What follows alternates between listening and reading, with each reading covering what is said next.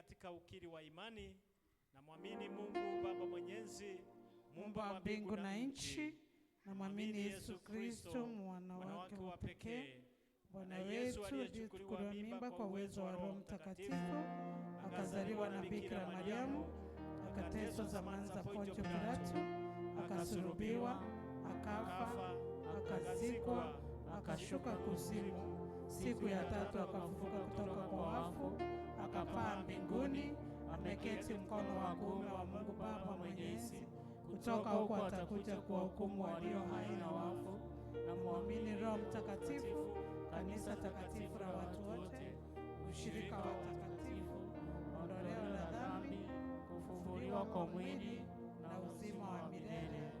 Amina. Katika hali hiyo hiyo, tuingie katika kuombea watoto wetu, ambaye tunajua ya kwamba watoto ni baraka kubwa katika familia. Watoto Mungu anawawezesha mambo mengi, na ndiposa ndio muhimu wakati tunapopata walimu wa kusomesha watoto wawe wanachukua hilo jambo kwa seriousness, kwa sababu watoto hawa njia utakaowaonyesha hizo njia, hata wakiwa watu wazima hawataondoka. Wazazi, ni jukumu lenu. Hata mkiwa na watoto nyumbani, waonyesheni njia, waonyesheni hata kusoma Biblia.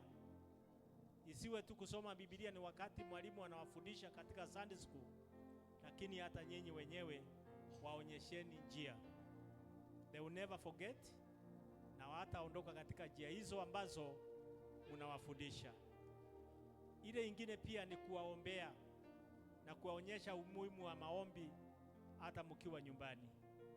Hata kuwapa jukumu, unawaambia mtoto, leo wewe ndio utatuongoza kuomba. Waacha aombe tu akifanya makosa, lakini njia hiyo hataondoka, atashikilia jambo hilo. Watu wengi wale unawaona katika nchi ama katika ulimwengu ambao Mungu amewainua, ni wale ambao walimwogopa Mungu na wakajulishwa njia za Mungu. Hao ndio mnaona wengine wanatuongoza katika nchi. Wengine wamepewa majukumu makubwa sana, kwa sababu kuna mahali walianza. Na mahali walianza ni kuanza na mzazi. Mzazi ni wa maana sana. Kwa hivyo waonyesheni njia na hawataiacha kamwe. Proverbs 26:4 inasema, onyesheni mtoto njia, na hata wakati atakapokuwa mtu mzima hataondoka. Kwa hivyo tuwaombee. Katika jina la Mungu Baba, Mwana na Roho Mtakatifu, tuwakabidhi watoto wetu mikononi mwako, tukiamini na tukijua ya kwamba wewe ni Mungu uishie milele.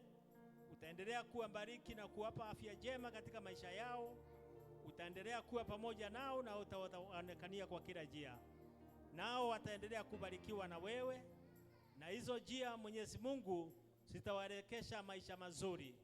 Na vile vile hata wakati ambapo sisi sote tuwatarajia ya uzima wa milele, Mwenyezi Mungu utawawezesha. Wabariki na mafuta haya matakatifu, wawe wabarikiwa na wewe. Katika jina la Mungu Baba, Mwana na Roho Mtakatifu. Amina.